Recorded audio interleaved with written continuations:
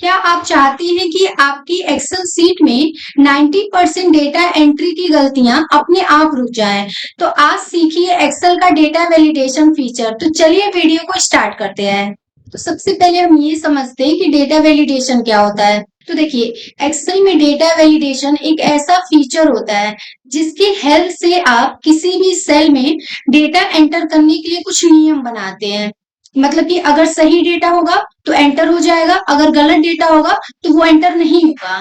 तो इसलिए हम डेटा वैलिडेशन का यूज करते हैं। यहाँ हम डेटा वैलिडेशन के सभी ऑप्शन को स्टेप बाय स्टेप कवर करने वाले हैं। तो देखिए, सबसे पहले तो ये समझते हैं डेटा वैलिडेशन का यूज कैसे करना है। तो डेटा वैलिडेशन का यूज करने के लिए सबसे पहले हम डेटा टैब पे जाएंगे।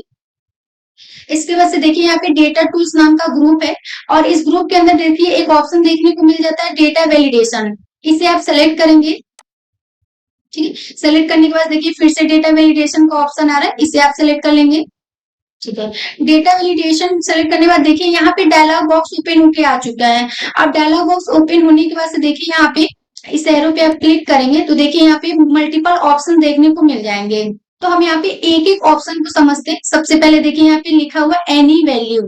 ठीक है, अब एनी वैल्यू का मतलब ये होता है, देखिए जैसे आप किसी भी सेल में कोई भी डेटा एंटर कर सकते हैं, कोई एरर नहीं आएगा। देखिए जैसे कि मान लीजिए मैंने यहाँ पे नंबर एंटर कर दिया, देखिए यहाँ पे एंटर हो गया। फिर जैसे मान लीजिए मैंने यहाँ से कुछ अल्फाबेट्स एंटर कर दी, देखिए ये भी एंटर हो गया। अब जैसे कि मान लीजिए मैंने यहाँ पे कुछ सिंबल एंटर कर दिया, देखिए इसके बाद से जैसे मान लीजिए मैंने यहाँ पे कुछ नंबर्स लिख दिया, उसके बाद से कुछ मैंने यहाँ पे टेक्स्ट लिख दिया और एंटर किया, तो देखिए ये भी एंटर हो गया। तो मतलब ये एनी वैल्यू का मतलब ये होता है ना कि आप कोई भी वैल्यू को एंटर करा सकते हैं। जैसे कि आप देख सकते हैं यहाँ पे मैंने इतने सारे वैल्यू को एंटर करा दिया। ठीक, अब हम सेकेंड वाला ऑप्शन समझते हैं। तो सबसे पहले हम चलते हैं डेटा टैब पे। इसके बाद से देखिए फिर से डेटा वैलिडेशन पे आ जाते हैं। यहाँ से डेटा वैलिडेशन का ऑप्शन सेलेक्ट कर लेते हैं। ठीक है, अब फिर से यहाँ पे अलाउ में आते हैं और अब देखिए लिखा है होल नंबर। ठीक है, अब होल नंबर का मतलब ये होता है, देखिए अब यहाँ पे आप देख सकते हैं कि बहुत सारा ऑप्शन आ रहा है यहाँ पे, जैसे कि आपको क्या इसमें से लेना है, जैसे बिटवीन लेना है कि नॉट बिटवीन लेना है, equal to, not equal to, greater than, less than, बहुत सारे ऑप्शन आपको देखने को यहाँ पे मिल रहा है। तो सबसे पहले मान लीजिए मैंने यहाँ से बिटवीन ले लिया। अब बिटवीन का मतलब ये होता है कि आपको इसमें दो वैल्यू को एंटर करना है, मतलब एक तो मिनिमम वैल्यू रहेगा और एक मैक्सिमम वैल्यू रहेगा।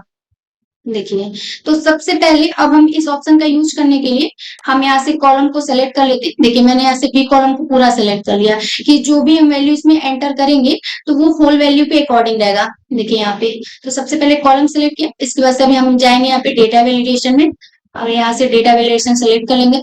ठीक है, फिर एरो पे आएंगे और यहाँ से होल नंबर। ठीक, अब देखिए अब मैं ये चाहती हूँ कि मिनिमम, जैसे कि मिनिमम हम यहाँ पे एंटर कर दे रहे हैं 15। ठीक है, और मैक्सिमम यहाँ पे टाइप कर दे रहे हैं मान लीजिए कि 14। ठीक है, हम ये चाह रहे हैं कि इस कॉलम में अगर हम 15 से लेके 14 तक की वैल्यू एंटर करें तो वो एंटर हो जाए, लेकिन अगर उसके बाद जैसे मान लीजिए कि मैंने 41 42 कर दिया या फिर मान लीजिए 15 से पहले जैसे कि मान लीजिए हमने 13 कर दिया, इसके बाद से 14 कर दिया, तो ये सब वैल्यू एंटर नहीं होगा। तो देखिए कैसे, तो यहाँ पे सबसे पहले यहाँ पे वैल्यू एंटर करने के बाद से ओके कर देंगे। ठीक, अब देखिए सबसे पहले मैं यहाँ पे 15 टाइप करी हूँ, एंटर की, देखिए यहाँ पे ये एंटर हो चुका है। इसके बाद से मैं यहाँ पे 40 करी हूँ और एंटर करी हूँ, देखिए ये भी एंटर हो गया। इसके बाद से बीच की वैल्यू आप कोई भी, जैसे कि मान लीजिए 16 हो गया। देखिए इसके बाद से मैंने यहाँ पे 36 ले लिया। यहाँ पे आप कोई भी वैल्यू, मतलब जो भी वैल्यू आप 15 से लेके 40 के बीच में एंटर करेंगे वो यहाँ पे एंटर हो जाएगा। लेकिन देखिए जैसे मान लीजिए मैंने यहाँ से 41 एंटर किया, तो आप देखिए यहाँ पे ये वैल्यू एंटर नहीं हुआ। इसके बाद से फिर से आप यहाँ से कैंसिल कर दीजिए और जैसे मान लीजिए मैंने यहाँ पे 14 टाइप किया, तो देखिए यहाँ पे 14 वैल्यू भी एंटर नहीं हुआ। तो यहाँ पे मैंने क्या किया, डेटा वैलिडेशन का एक ऑप्शन यूज कर दिया कि मतलब मुझे 15 से लेके सिर्फ 14 तक की ही वैल्यू को एंटर कराना है। तो इस तरह से आप फोन नंबर का यूज कर सकते हैं। इसके बाद से नेक्स्ट ऑप्शन की बात करते हैं। तो सबसे पहले मैंने यहाँ पे सी कॉलम सेलेक्ट किया। इसके बाद देखिए यहाँ से डेटा वैलिडेशन में जाएंगे, फिर से यहाँ से डेटा वैलिडेशन वाले ऑप्शन को सिलेक्ट कर लेंगे। अब फिर से यहाँ पे एनी वैल्यू में आएंगे और देखिए डेसिमल, अब यहाँ पे डेसिमल वाले नंबर को सिलेक्ट करने के बाद देखिए फिर से यहाँ पे ऑप्शन आ गया बिटवीन का। आप यहाँ से कोई भी ले सकते हैं, जैसे मान लीजिए मैंने ले लिया यहाँ से इक्वल टू। ठीक है, अब मैं ये चाहती हूँ कि इस कॉलम में, ठीक है, अगर मैं यहाँ पे 2.0 अगर टाइप करूं तो ये एंटर हो जाएगा, लेकिन उससे मतलब कम या ज्यादा करूंगी तो एंटर नहीं होगा, क्योंकि मैंने यहाँ पे इक्वल टू लिया हुआ है। तो एक बार ओके करके देख लेते हैं। देखिए, अब जैसे कि मान लीजिए मैंने यहाँ पे किया 1.0, एंटर किया, देखिए यहाँ पे ये नहीं लिया। इसके बाद से मान लीजिए अगर मैं यहाँ पे 2.0 कर दूं तो ये ले लेगा। इसके बाद से अगर मैं यहाँ पे 3.0 या फिर 3.5 कुछ भी कर दूं एंटर, तो ये नहीं लेगा। देखिए यहाँ पे, ठीक है। तो फिर से हम यहाँ से चेंज करते हैं। सबसे पहले फिर से मैंने यहाँ पे कॉलम सी को सेलेक्ट किया, उसका फिर से डेटा वैलिडेशन में जाएंगे। देखिए फिर से यहाँ पे डेटा वैलिडेशन में, और अगर मान लीजिए मैंने यहाँ पे इक्वल टू की जगह मैंने यहाँ पे ले लिया ग्रेटर देन। ठीक है, अब देखिए मैंने ग्रेटर देन में ये ले लिया कि अगर हम यहाँ पे 10.5 से कोई भी वैल्यू अगर एवब में अगर हम यहाँ पे एंटर करते हैं तो वो यहाँ पे एंटर हो जाएगा, लेकिन अगर इस वैल्यू से कम एंटर करते हैं तो वो यहाँ पे एंटर नहीं होगा। देखिए ओके कर देंगे। तो सबसे पहले तो मान लीजिए मैं यहाँ पे लेस देन वैल्यू यहाँ पे टाइप करके दिखा रही हूँ। देखिए जैसे मान लीजिए हमने ले लिया 7.8, एंटर किया, देखिए यहाँ पे ये एंटर नहीं हुआ। ठीक है, अब मान लीजिए मैंने यहाँ पे ले लिया 10.5 ले लिया, एंटर किया, देखिए यहाँ पे ये भी एंटर नहीं हुआ। और अगर मैं यहाँ पे 10.6 ले रही हूँ, ठीक है, और एंटर कर दी, तो देखिए ये वैल्यू एंटर हो गया। तो जो क्राइटेरिया हमने दिया था उसमें हमने ये दिया था 10.5 क्राइटेरिया। तो देखिए उससे ग्रेटर देन जो वैल्यू है वो एंटर हो जाएगी, लेकिन उससे लेस देन की जो वैल्यू रहेगी वो एंटर नहीं होगी। आप चाहे तो यहाँ से बिटवीन का भी यूज कर सकते हैं। देखिए कैसे, देखिए डेटा वैल्यूएशन पे आ गए, डेसिमल में है। अब यहाँ पे हम डेटा में जाएंगे और यहाँ से अगर मैं बिटवीन का यूज करूँ, देखिए यहाँ पे, तो जैसे कि मान लीजिए मिनिमम वैल्यू आपका हो गया 10.5 था, और मैक्सिमम वैल्यू जैसे मान लीजिए हम यहाँ पे कर देते हैं 20। आप इसमें होल नंबर का भी यूज कर सकते हैं। तो देखिए मैंने एक वैल्यू यहाँ पे डेसिमल में दे दिया और एक वैल्यू मैंने यहाँ पे होल नंबर दे दिया। इसके बाद से ओके कर देंगे। ठीक है, अब आप देखिए यहाँ पे 10.5 से लेके 20 तक की वैल्यू को आप एंटर कर सकते हैं। देखिए कैसे, मान लीजिए मैंने यहाँ पे किया 10.66, एंटर किया। इसके बाद से देखिए मैंने यहाँ पे किया 24, ठीक है, 24 मैंने यहाँ पे एंटर कर दिया, तो ये नहीं लेगा। देखिए नहीं लिया, मैसेज आ गया एरर यहाँ पे। अब इसके बाद से अगर मैं यहाँ पे करती हूँ 90, एंटर कर देती हूँ, तो देखिए ये आपका ले लिया। इसके बाद से अगर मैं करती हूँ 90.00 या फिर 90.01 कुछ भी कर देती हूँ, एंटर करती हूँ, तो देखिए ये यहाँ पे ले लेगा। लेकिन जैसे ही अगर हम यहाँ पे देखिए, अगर मैंने यहाँ पे कर दिया, अगर मैं यहाँ पे 20 भी कर दूं और एंटर करूं तो ये ले लेगा। लेकिन अगर मैं 21 कर दूं और एंटर करूं तो ये नहीं लेगा। ठीक है, कैंसिल कर दीजिए यहाँ से। अब नेक्स्ट ऑप्शन का यूज कर लेते हैं। तो देखिए सबसे पहले यहाँ से मैंने डी कॉलम को सेलेक्ट किया। ठीक है, इसके बाद से फिर से डेटा टैब में जाएंगे, डेटा वैलिडेशन में, फिर से यहाँ से डेटा वैलिडेशन में जाएंगे। ठीक है, और यहाँ पे फिर से अब यहाँ से जो ऑप्शन यूज करना है, जैसे अब मुझे यहाँ पे लिस्ट का ऑप्शन यूज करना है। ठीक है, तो ये जो लिस्ट का ऑप्शन होता है इसे हम दो तरीके से यूज कर सकते हैं। तो सबसे पहले देखिए मैंने यहाँ पे लिस्ट को सिलेक्ट किया। इसके बाद से अब देखिए यहाँ पे सबसे पहले पूछ रहा है सोर्स। ठीक है, तो जैसे कि मान लीजिए मुझे डेटा में डिपार्टमेंट से रिलेटेड लिस्ट चाहिए, तो जैसे कि हम यहाँ पे डिपार्टमेंट को टाइप कर देते हैं। जैसे मान लीजिए पहला हो गया एचआर डिपार्टमेंट, फिर यहाँ से कॉमा से सेपरेट कर देंगे। फिर मान लीजिए यहाँ पे आईटी डिपार्टमेंट हो गया, कॉमा कर देंगे। इसके बाद से मार्केटिंग होता है तो यहाँ से मार्केटिंग कर देते हैं।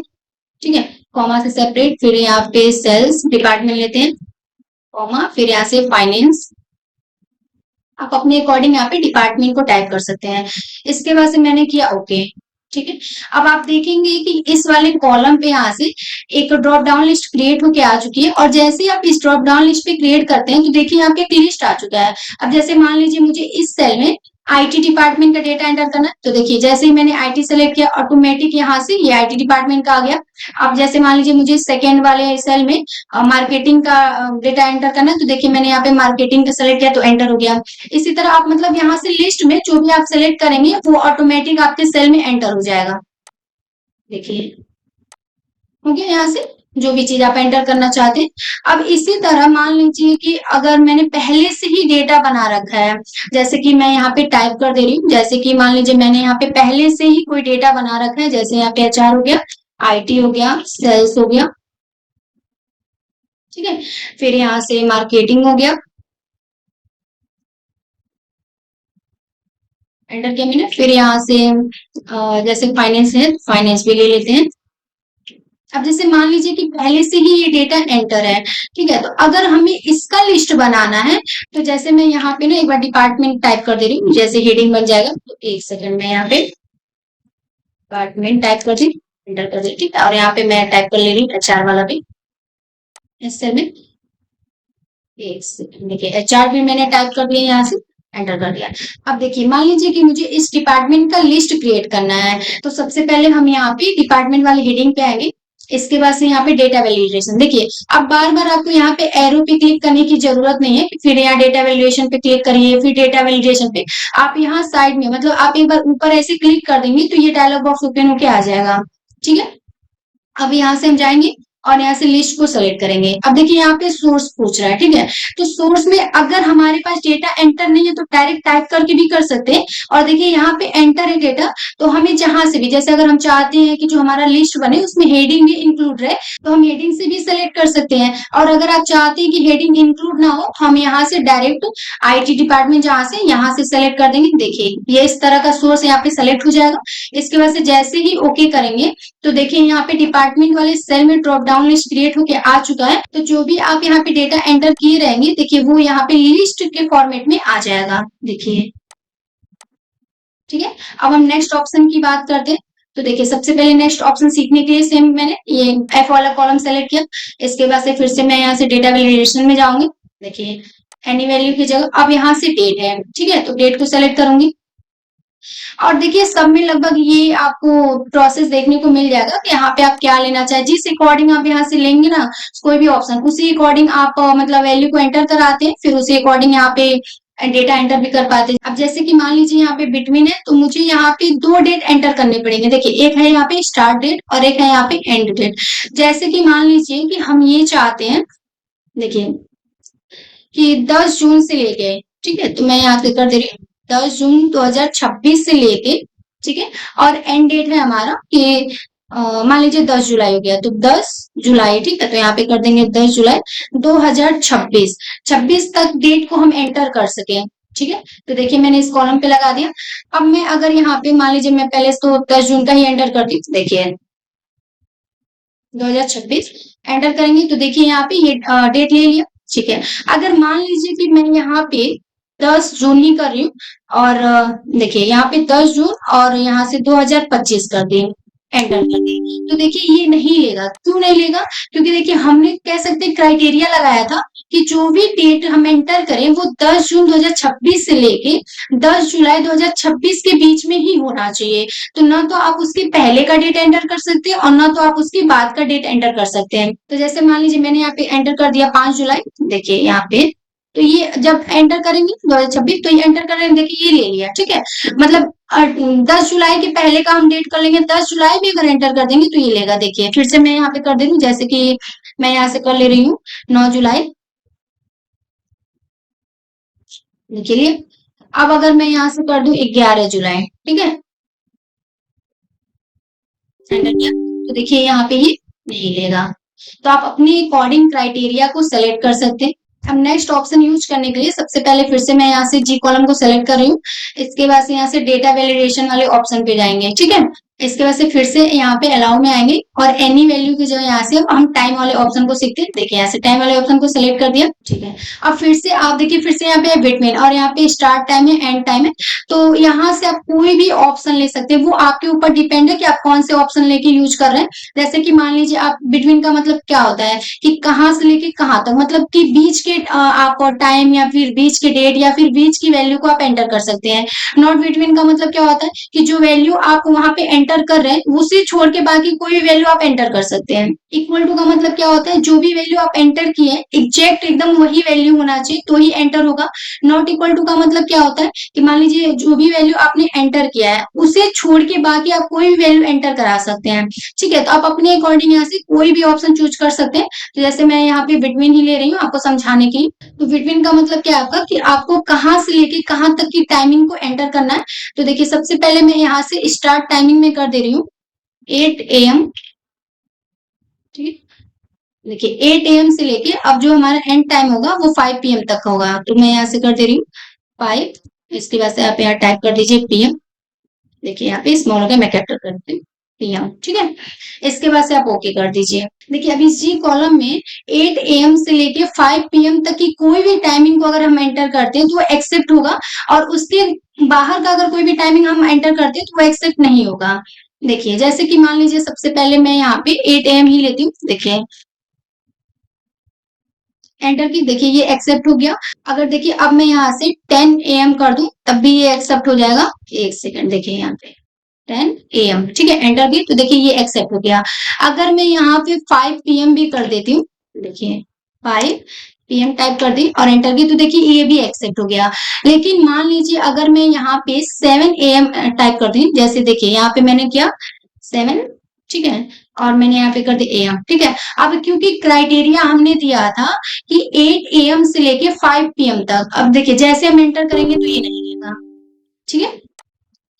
और अगर हम यहाँ पे 6 PM कर देते हैं, देखिए, और एंटर करेंगे तो ये नहीं लेगा, क्योंकि ये क्या है, क्राइटेरिया के बाहर का रेंज था, ठीक है। अब हम नेक्स्ट ऑप्शन का यूज करने के लिए सबसे पहले हम यहाँ से देखिए एच वाले कॉलम को सेलेक्ट कर रहे हैं। इसके बाद से जाएंगे डेटा वैलिडेशन, ठीक है, और यहाँ पे आएंगे अलाउ में, तो यहाँ से एनी वैल्यू की जगह यहाँ से टेक्स्ट लेंथ को सिलेक्ट करते हैं। अब फिर से देखिए सेम वही प्रोसेस, आप यहाँ से जो भी आपको ऑप्शन लेना है आप यहाँ से सेलेक्ट कर सकते हैं। तो फिर से मैं यहाँ से बिटवीन ही ले रही हूँ। अब जैसे मान लीजिए कि मैंने यहाँ पे एंटर कर दिया कि अगर मैं 5 कैरेक्टर से लेके, ठीक है, यहाँ पे 10 कैरेक्टर की कोई भी वैल्यू पे अगर एंटर करती हूँ तो यहाँ से वो एक्सेप्ट करेगा। अगर नहीं, मतलब मान लीजिए कि मैंने उसे कम या ज्यादा कर दिया तो वो एक्सेप्ट नहीं करेगा। अब जैसे कि मान लीजिए मैंने यहाँ पे टाइप कर दिया है EMP01, ठीक है, एंटर करेंगे तो ये एक्सेप्ट करेगा, क्योंकि आप देख सकते हैं यहाँ पे 5 कैरेक्टर है। और देखिए मैंने वहां पे क्राइटेरिया क्या दिया कि 5 कैरेक्टर से लेके हम 10 कैरेक्टर तक की वैल्यू को एंटर कर सकते हैं। अब जैसे कि मान लीजिए मैंने यहाँ पे कर दिया, देखिए ऐसे मैं कोई नंबर्स ले रही हूँ, देखिए, ठीक है, यहाँ पे मैंने 11 नंबर लिया, एंटर किया, तो देखिए यहाँ से ये एक्सेप्ट नहीं होगा। अगर मान लीजिए मैं यहाँ से कोई भी नंबर को 10 ले रही हूँ, जैसे देखिए यहाँ से, और एंटर की, तो देखिए ऐसे ही एंटर हो गया। कोई भी टेक्स्ट या फिर कोई भी आप नंबर ले सकते हैं। जैसे कि मान लीजिए मैंने ये कहा कि जैसे कि मोबाइल नंबर 10 डिजिट का होता है, तो हम ये चाहते हैं कि जब भी हमें मोबाइल नंबर यहाँ पे मतलब एंटर करने की जरूरत हो तो वहां पे 10 डिजिट से न तो ज्यादा ले पाए और न ही कम ले पाए। तो इसके लिए हम इस वैलिडेशन को लगा सकते हैं। जैसे कि मान लीजिए आप देख सकते हैं, जैसे कि मान लीजिए मैंने यहाँ से टाइप कर दिया मोबाइल नंबर, ठीक है। अब देखिए यहाँ पे 10 डिजिट है, तो एंटर करेंगे तो ये एक्सेप्ट कर लेगा, ठीक है। लेकिन जैसे ही अब मान लीजिए मैं यहाँ से, मैं यहीं पे कर दे रही हूँ, जैसे देखिए मैं यहाँ पे अगर 11 डिजिट कर दूं, ठीक है, और एंटर करूं तो अब ये एक्सेप्ट नहीं करेगा। इसी तरह मान लीजिए कि अगर मैंने वहां पे क्राइटेरिया में चूज कर दिया है कि जो भी इक्वल टू, जैसे कि मान लीजिए मैं यहाँ से दिखा दे रही हूँ एक बार आपको डिलीट करके, देखिए फिर से हम यहाँ से एच वाले कॉलम को पूरा सेलेक्ट करेंगे, डेटा वैलिडेशन में जाएंगे, ठीक है, और मान लीजिए कि मैं यहाँ पे मिनिमम और मैक्सिमम वैल्यू ना लेके मैं यहाँ से कर देती हूँ इक्वल टू, ठीक है। अब जैसे मान लीजिए मैंने ये कहा कि कोई भी अगर हम 10 कैरेक्टर्स को टाइप करें तो वैल्यू को एक्सेप्ट करें, देखिए यहाँ से ओके कर दिया, ठीक है। अब देखिए अब यहाँ पे बिटवीन नहीं है, तो मतलब कि अगर हम कोई कम वैल्यू एंटर करेंगे तब भी ये एक्सेप्ट नहीं करेगा, और कोई अगर हम ज्यादा वैल्यू एंटर कर देंगे तब भी एक्सेप्ट नहीं करेगा। ये सिर्फ 10 वैल्यू को ही एक्सेप्ट करेगा। देखिए कैसे, देखिए जैसे मान लीजिए मैंने यहाँ पे, मैं यहाँ से मोबाइल नंबर ही डाल दे रही हूँ, देखिए, ठीक है। अब देखिए यहाँ पे क्या है, 10 डिजिट है, और एंटर कर देंगे तो देखिए ये एक्सेप्ट हो गया।